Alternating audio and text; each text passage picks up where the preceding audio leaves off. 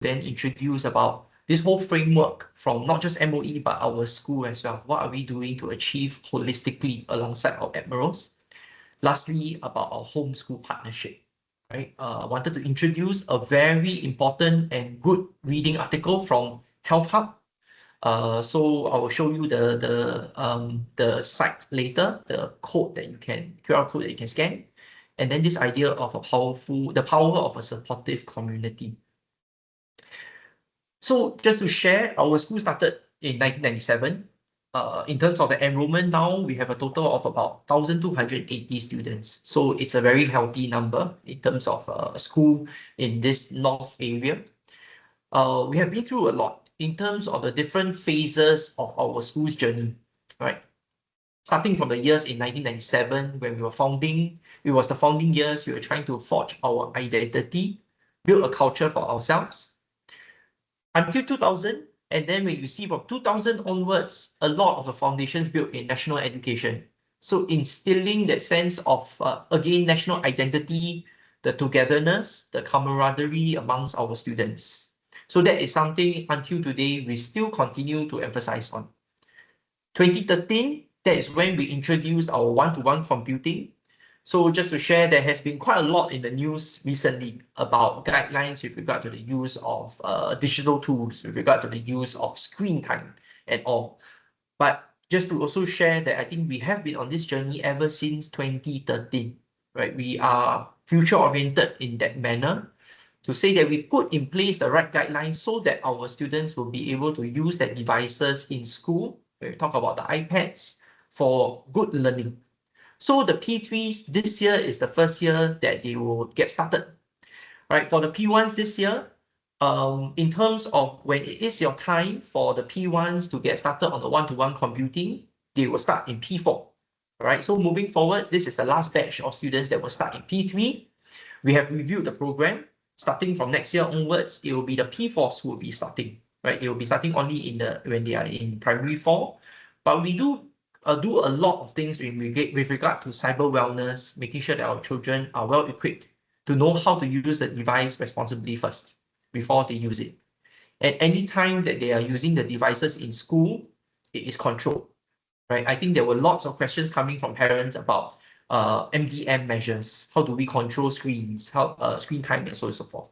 I think we will also address some of these with parents who have these concerns, right, on an individual basis, so that you know how you can actually set certain limits and get our students to be responsible users of the screen.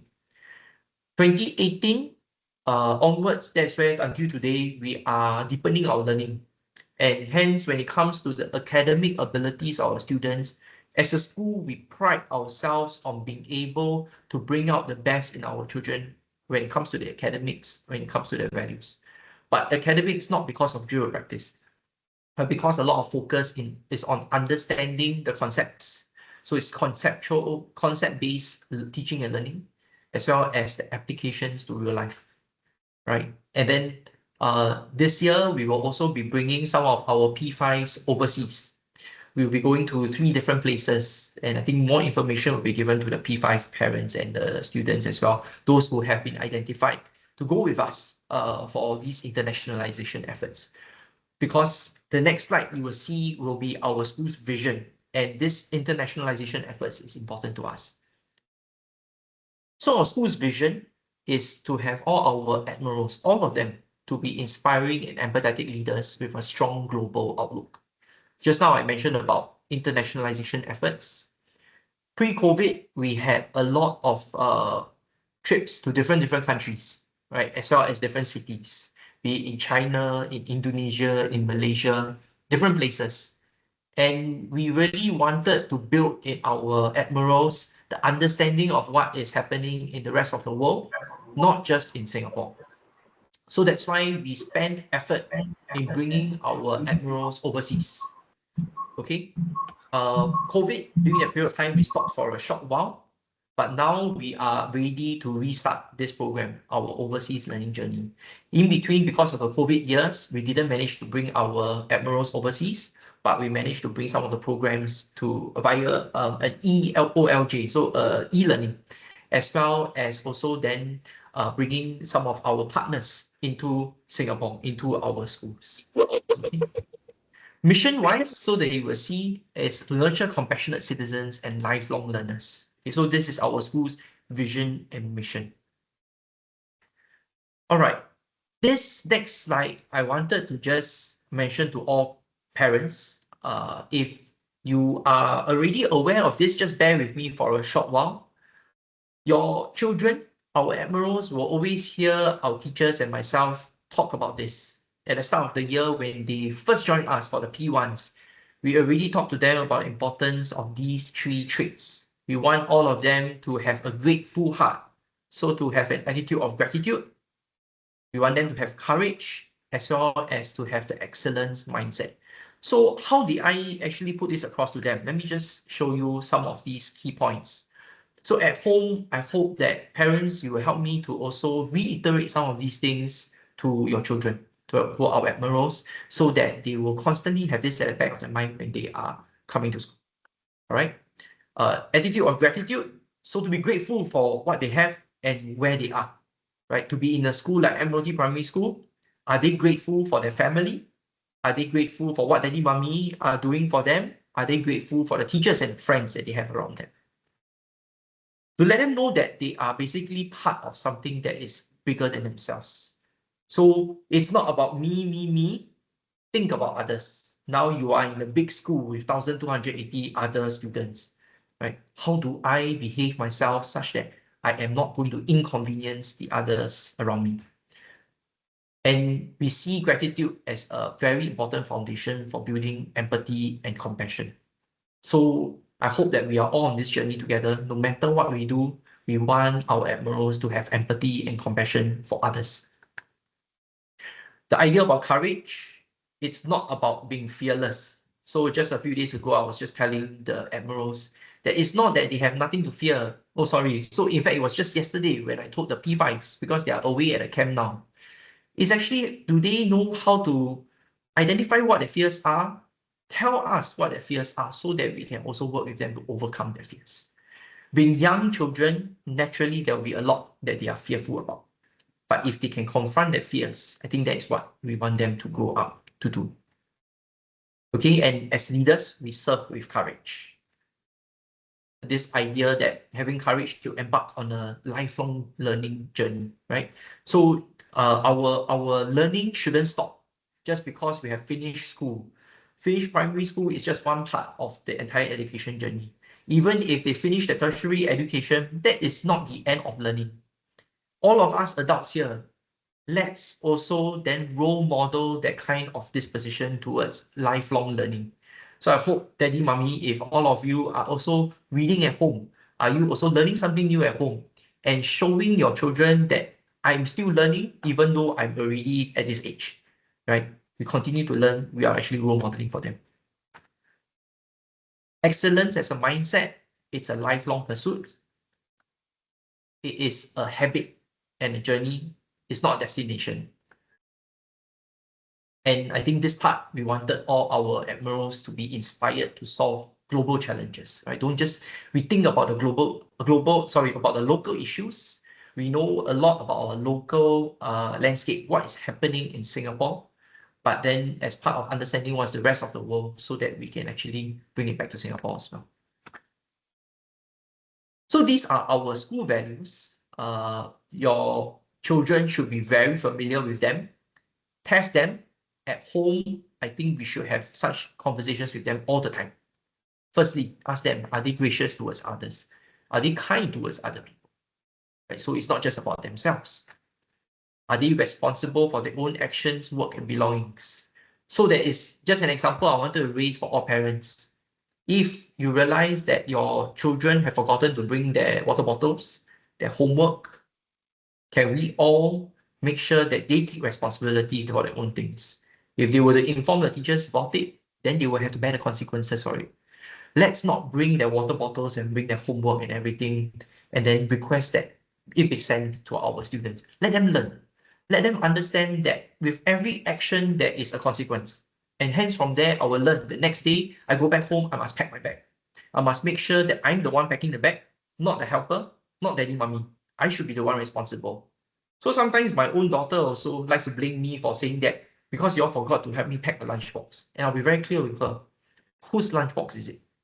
Then she will know that it's her lunchbox. And if it's your lunchbox, why are you blaming daddy, mommy for it? Right? So I think some of these things we need to send a very strong message to our children, help them to learn. Have integrity, be honest. This is the right place for them to make sure they have integrity and learn to be honest.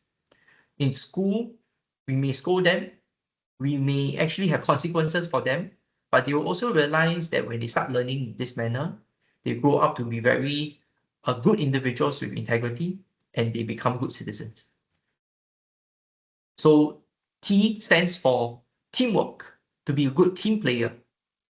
And we always tell them, I think related to the first one on graciousness, is that you are not just one individual in the school, you actually work alongside a lot other admirals as well. Okay, and I think this is the fifth value, which is grit. So you see the GRIT, grit is for perseverance and excellence. All right, I won't go too much in detail about what is this holistic education framework that MOE has and our school also subscribes to. But if you could just find out a little bit more from MOE's website, we want all our students to be confident persons, self-directed in their learning, concerned citizens, and active contributors. This is what we call the 21st century competency framework. So all the competencies are inside the orange circle, the one that says critical, adaptive, inventive thinking, so on and so forth. So what we are doing in school is all done feeding towards this, be it in the mathematics, the sciences, or for our P1s and 2s, also about English, language, mother tongue. All these things are meant to grow all these competencies, all right? So I'm into the last segment about partnership with our parents. Maybe parents, this is a good time for you to just take out your handphones. If you could scan this QR code, as well as this is the same link that we have. Can I just say that this is a critical and crucial piece for all of us to build resilience in our children. It is not a good to have, it is a must do. Okay, I think it is a must do because if we want to set the foundations right for our admirals, this will allow us to build the right dispositions, the right resilience in our children, so that at the end of the day, they will be able to do the things that we hope that they can actually achieve. All right, so please take this down. I'll move on to the next slide soon. If you didn't manage to capture this, the slides will be shared with you at the end of the day. Please do read it. I really think that it will be crucial for all of us. All right, so I think to grow this very supportive community with and for our admirals, firstly, teachers, parents, we have to work alongside each other. Right? So let's understand each other. So sometimes you will see that via message, over my message or over Class Dojo, I can't seem to get through to my teacher, to get him or her to understand where I'm coming from. Similarly, likewise, I think the best way is actually pick up a phone, let's call each other, let's work very closely with each other. Sometimes you can even meet face to face. Okay, let's reinforce some of the right habits both in school and at home. So whatever that I'm mentioning today, I hope that you can bring it home to your children. Same thing is that if there's anything that you'd like us to know, bring it to our attention, bring it to the teacher's attention so that the teachers will be able to take note of that in the classroom. You will hear me nagging at everyone and keep on saying these things because I think it's important. Punctuality. So I'm very particular about punctuality, and I think that all of us should be, because this is a value that we all need to ensure that our admirals have right from the start. If they are punctual, they are respecting the time, not just for themselves, but for everyone. Okay, they should also read widely and critically because reading is going to be important for them when it comes to teaching and learning. So let's cultivate the habit of reading at home, right? And reading, let's make sure, like what was mentioned inside the newspapers, when they are having their meals at home, they shouldn't have their phones with them when they're staring at the phones or videos when they are eating. Okay, let's role model some of these good behaviors. All right. Now, so the last slide that I have for all parents is this. I had mentioned this in my first letter to parents at the start of this year. the power of a supportive community. I think our young admirals, they all thrive, they all survive very well when we can work together to grow this pie for them. My teachers, myself, we only have so much time that we have to do whatever that we can for the children. That's why PSG is extremely important to us, because when they are able to work with us, parents, you are also very important to us. When you give us the feedback, you work with us, help us to run certain programs, we can do even more. So the whole is more than the sum of its parts. Let's work together to create this supportive, caring, and enabling environment for our admirals. And a supportive community is this. I think we must look at each other, parents, teachers, home, school, as being one entire family, that we care for one another. We emphasize on helping one another do well. So we respect one another. It's built on mutual respect. It's built on the fact that we all want each other to do well. So if you want the teachers to be able to carry out the work well, likewise, the teachers will also want to enable our parents to be able to parent well at home, right? So this partnership that we have with each other is also because we all care for one another. And what is the main aim? I think at the end of it is to want to grow all our admirals into very empathetic and inspiring leaders who are not self-centered. Okay, actually on this last point, then I wanted to mention something in relation to this question from quite a few parents. I think a few parents, you had raised your concerns about this question on bullying. You wanted to know a little bit more about what is the school's take on bullying. And let me be very, very clear and transparent with all parents on this. Actually, I stand with all the other schools.